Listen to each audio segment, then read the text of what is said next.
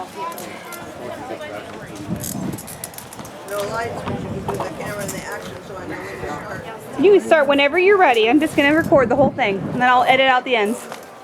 C'era un giorno, there was a day, in Italy, when a little boy was up in the loft of his little house.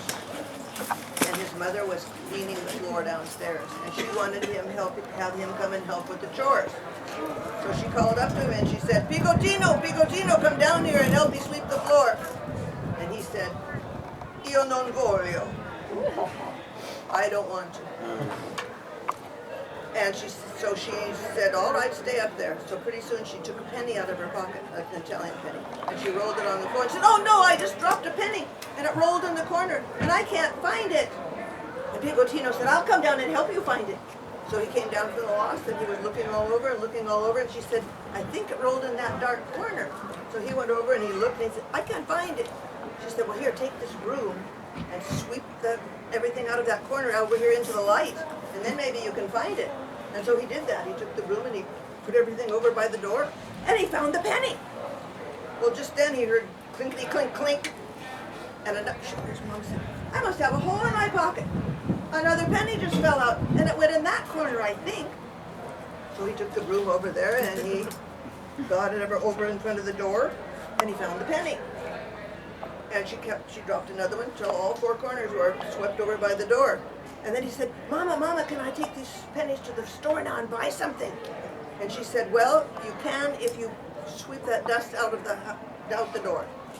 So he grabbed the broom and he swept the dust out the door, and then he went off down the road to the store. And he had his 4 pennies. And in those days, 4 pennies could actually buy something. So he went in the store and he looked around, and there was all kinds of fruit in there. And the storeman said, what kind of fruit do you want?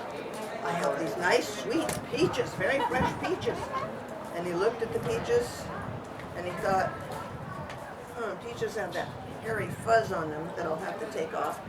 And they have a pit inside, and that's kind of a waste of my money to buy a pit you can't eat. I don't want a peach.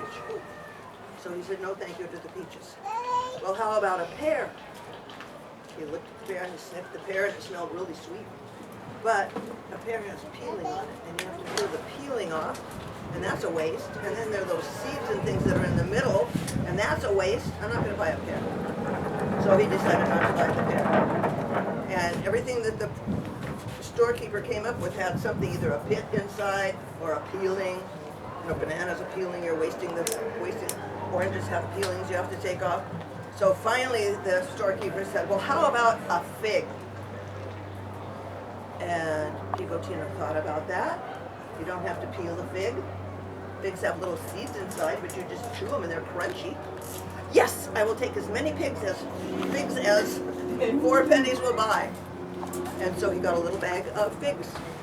And he went home. And he went up onto his loft. And he was just sitting up there eating figs.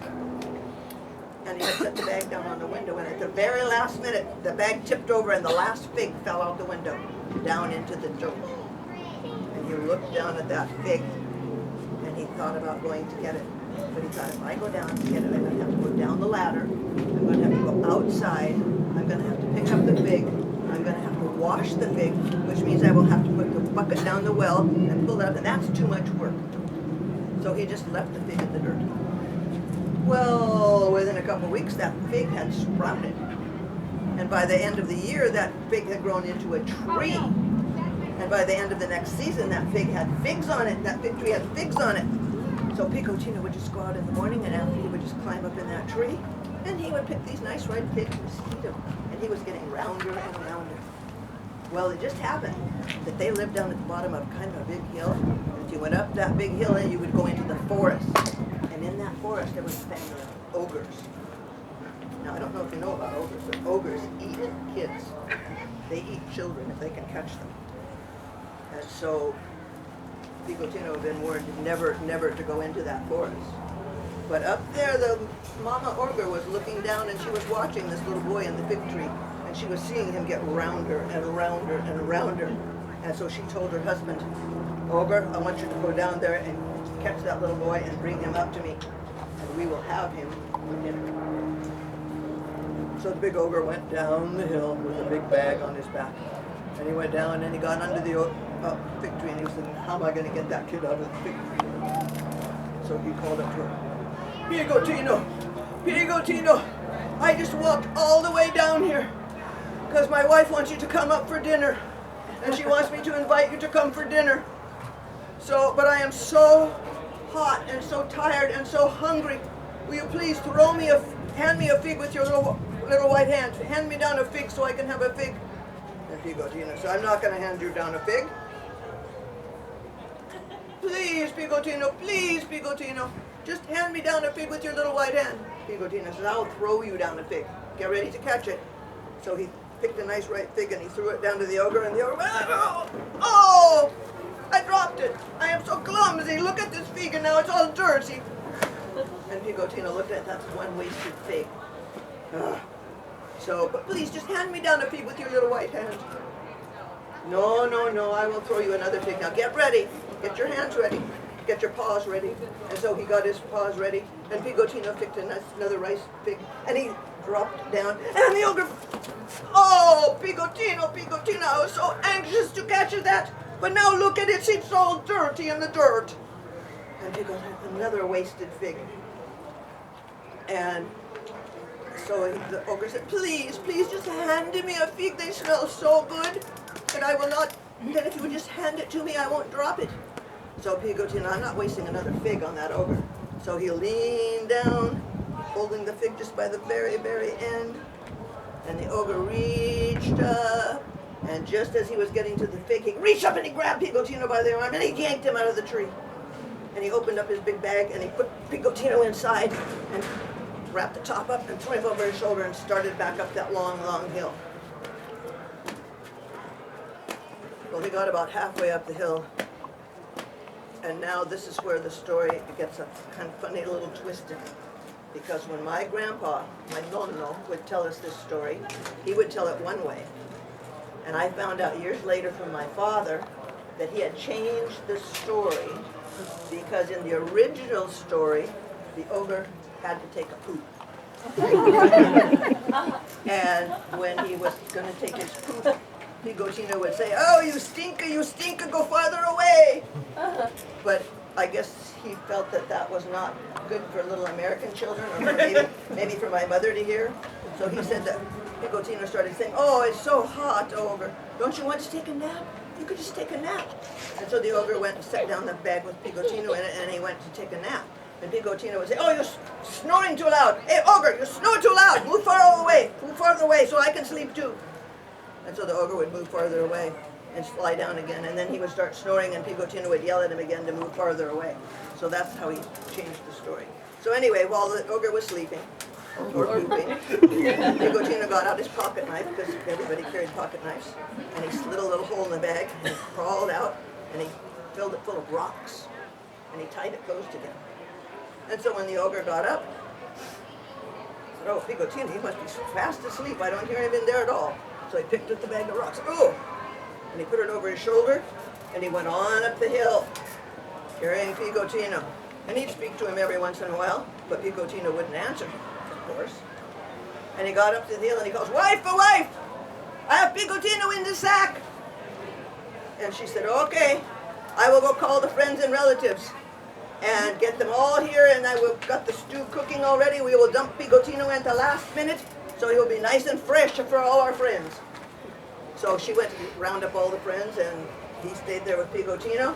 And when all the friends came, they all stood around the big pot, and they waited to have Pigotino in the pot. And so the wife takes the lid off the pot, and oh, it smells good. It's got all the vegetables and things in there.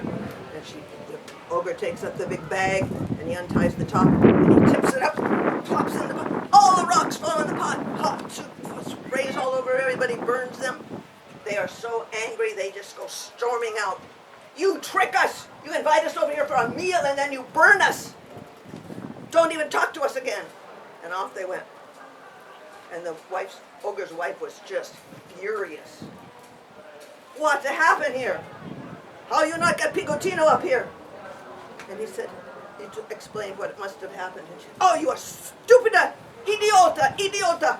Now you will have to go back down there and get to that young man again and bring him up here, and we will have to have our honor restored. So the ogre went back down the hill the next day, and there's Pigotino up in his tree eating figs.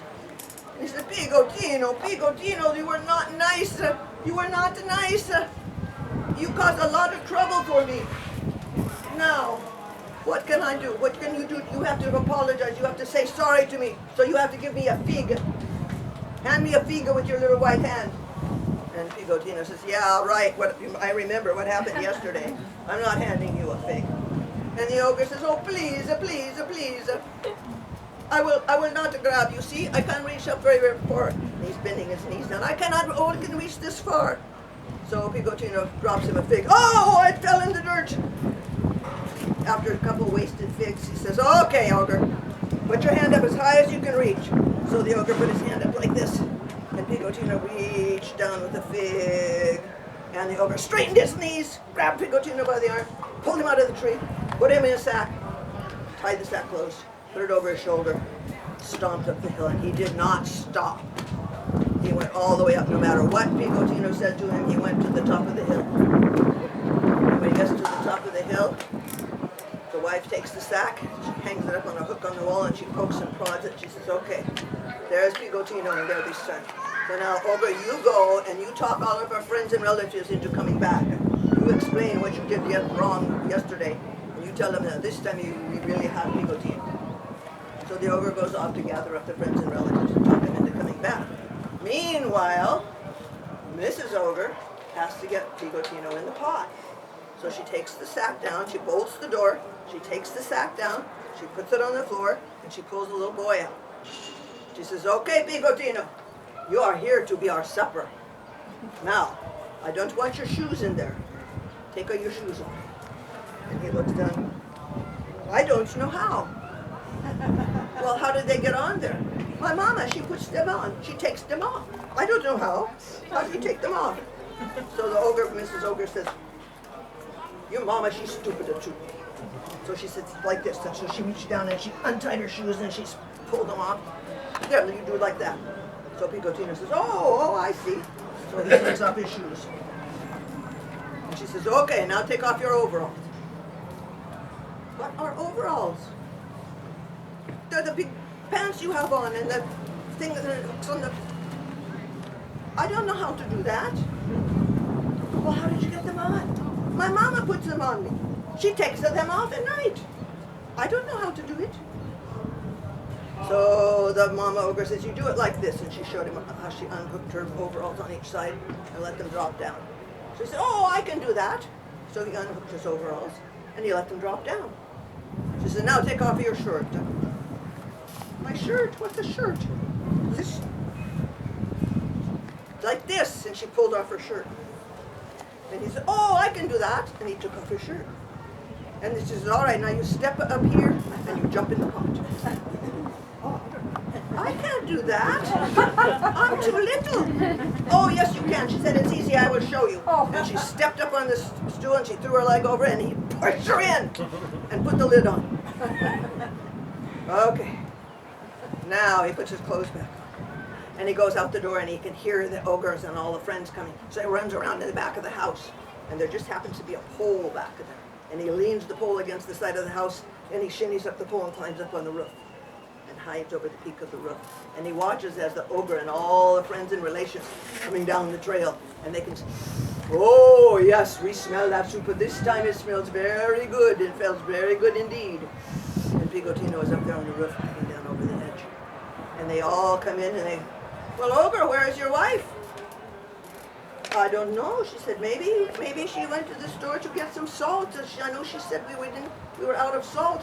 So maybe we will wait a little bit. So they waited a little bit, and the people were, oh, that smells so good, ogre. We are so hungry. We've got to have some soup. So the ogre took the lid off the pot, and he had the bowls there, and he starts ladling out the soup. And Pigotino's sitting up on the roof. And he's listening to the people down there. Oh, this is very good stew. This is the best stew we have ever had. This stew is so good. It's delicious. And Pigotino can't resist. He calls down the chimney, "Ogre, ogre, you are eating your wife."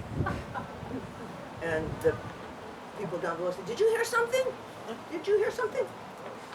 And the ogre says, "Oh, I think it was just the wind down the chimney." So they go on eating. And Pigotino calls down the chimney, "Ogre, ogre, you are eating your wife." And this time they're quite sure they heard something. "I don't think that was just the wind. What could it be?" So Pigotino does it once more. "Ogre, ogre, you are eating your wife." This time they heard it very clearly. And the ogre ran outside. And he looked up and there's Pigotino up on the peak of the roof looking down and just laughing, laughing, laughing. And he says, "Pigotino, how did you get up there?" And Pigotino said, "Well, I took all of the pots and the pans and the dishes and the plates and the glasses and the cups and I piled them in a big pile and I climbed up here." Well, the ogre is so angry, his mind is not working. So he says to himself, "Well, Pigotino can do that, I can do that." So he goes in the house and he gathers up all the pots and the pans and the dishes and the glasses and the cups and he piles them up in a big pile. And then he starts climbing up the big pile and all the other friends and relations are sitting around or standing around watching him. And he climbs up the big pile and it crashes down. Broken glass, everything's just splattering out, cutting their friends and neighbors, flying on their heads and their eyes. And they just roar with pain and rage. And they go storming off into the forest and say, "We are never coming here again." And the poor ogre is just down on the ground and he's all slashed to bits. And Pigotino slides down the pole at the back and runs home. And after that, he never shares his figs with him. Finito.